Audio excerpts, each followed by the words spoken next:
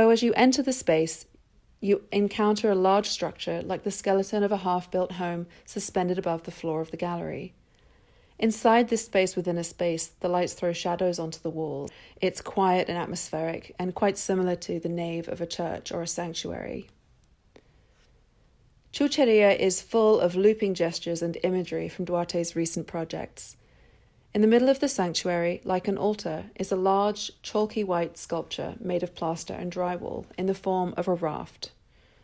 It's a ghostly reproduction of a real raft used to cross the river at the Mexico-Guatemala border that appears in video documentation of Duarte's recent project, Walking the Beast, mentioned at the beginning of this video. This documentation is projected at the back of the gallery over a bed of packed earth and behind a chain-link fence. In the video, we see a group of young boys, their skin painted in bright colours in order to increase their visibility, and linking human bodies and trade by referencing the colourful commercial goods. They're participating in a group performance and giggling using a raft constructed out of pallets and inner tubes, patchworked with duct tape.